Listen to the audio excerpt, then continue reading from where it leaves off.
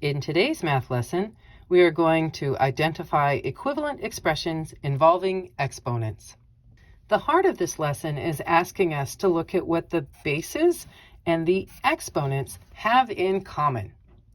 To do this, we may need to factor out the exponents and simplify their bases, or use the exponent rules that we've learned in previous lessons to simplify the given expression.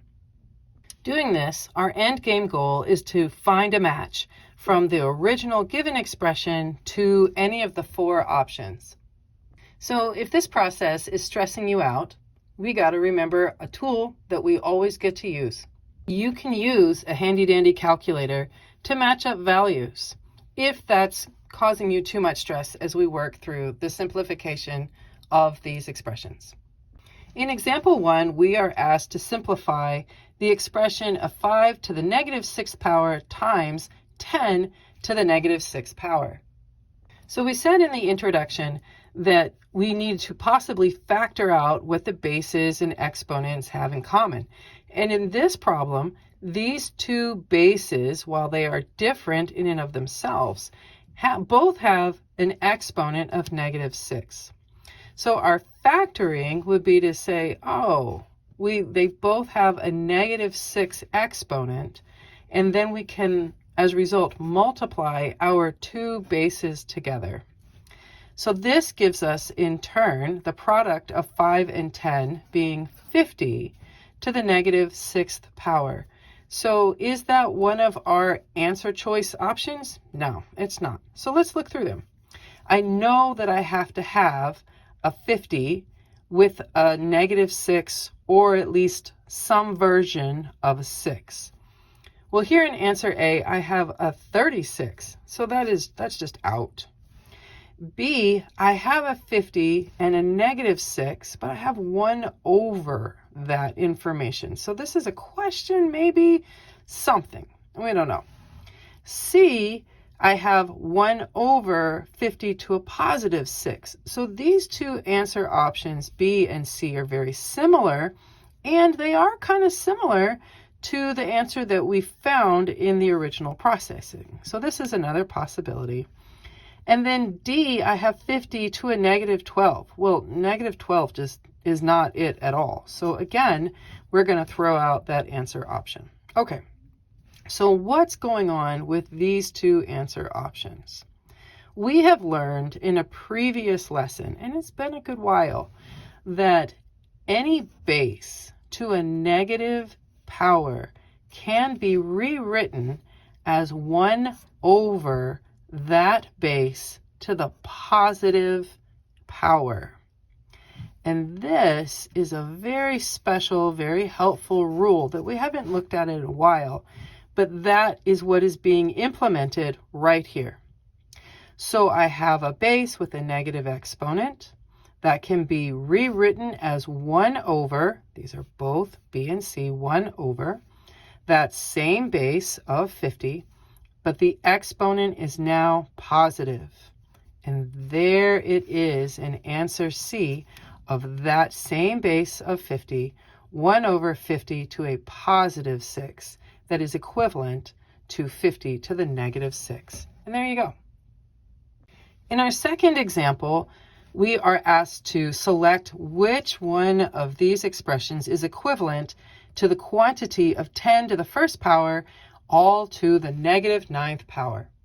So in this example, we have to remember our rule of a power to a power. And that rule stated that if we have a to the m power all to the n power, that in turn gives us a to the m times n.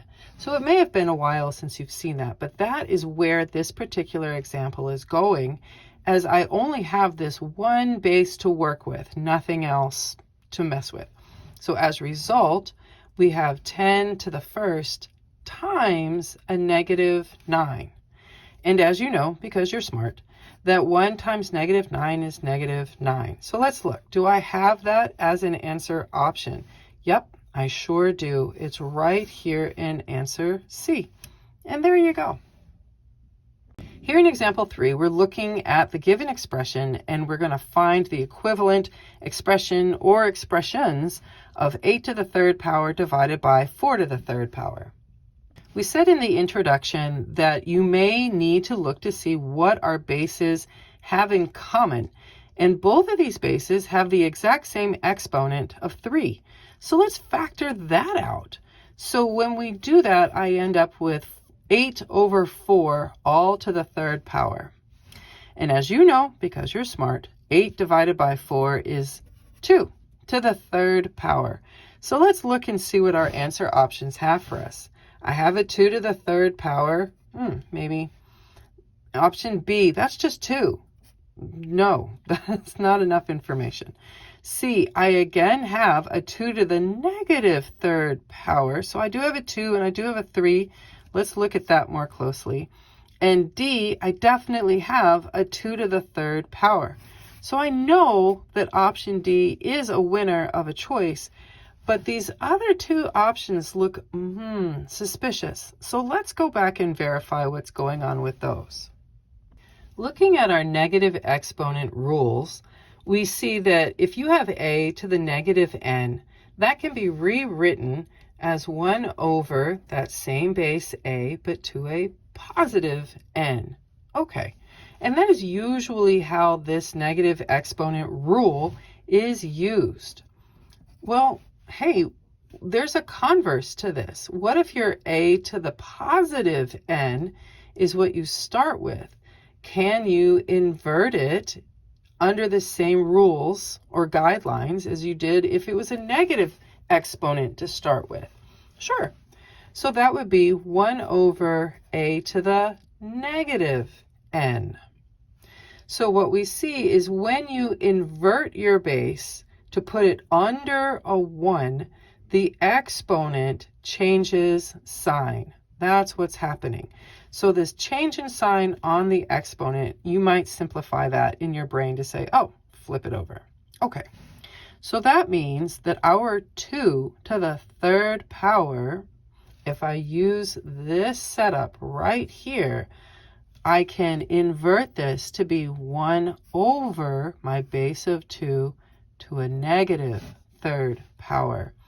So in this particular example, yes, we have 2 correct answers, and that's just fine. You might have more than 1 correct answer. Option A does not work because while it was inverted to put a 1 on the numerator of this fraction with a base of 2, the exponent is still positive instead of turning it negative as you have to do when you flip things over. And there you go. In example 4, we are asked to select all the expressions that are equivalent to 12 to the second power divided by 2 to the second power. So looking at this fraction of 12 to the second divided by 2 to the second, we would say, hey, what do my two bases have in common? Yup, they have the same exponent. So let's factor out that exponent that's squared and just address what's going on with the bases that are a fraction. So 12 divided by 2, as you know, because you are smart, is 6, now squared. So is that an answer option? Let's see what we have. So option A is 6 to the 0 power. That's clearly not 6 squared, so that's out. And option B is just 6. Well, I need a 6 squared, so that's out. Now here in C and D, I do have 6's with an exponent of 2, but they're both at the denominator of a fraction and are exponents of 2. One of them is positive, the other one is negative. So let's go back and look at this. So using our negative exponent rule, we know that a to the negative n power is equivalent to 1 over that same base of a, now to a positive n exponent. And conversely, we can adjust with the same basic set of rules of a to the positive n power as 1 over that same base of a, change the sign on your exponent to be a negative n. Okay, so that brings us back to 6 to the positive 2 power.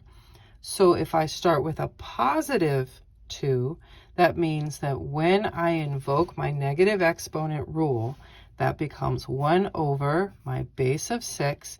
Change the sign on your exponent to be a -2. And that is answer C. And there you go.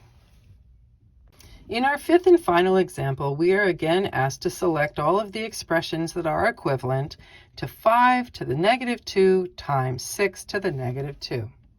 When I look at this expression of 5 to the -2 times 6 to the -2, we need to factor out what our two bases have in common, and that would be that they both have an exponent of -2.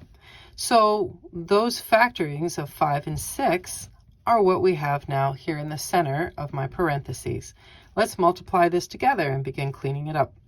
So 5 times 6, as you know, because you're smart, is 30. And 30 to the -2 power. Is that an answer option? Yeah, it sure is. It's right here in answer D. However, I have other answer options that have a 30 and a 2. B is clearly out because that's 30 with a 4. So let's look at A and C. So again, we have to invoke our negative exponent rules. So we remember with the negative exponent rule, if you have a base to a negative power, then you can invert this base to be 1 over that same base of A. Change the sign on your exponent, so instead of being negative, it will now be a positive n. And that is what's happening here in our value of 30 to the -2. So when I invoke the negative exponent rule, it becomes the inverted version of itself with 1 over 30. My exponent is a 2, but I change its sign to become positive 2. And that means that I have to use answer C and D as correct equivalent expressions. And there you go.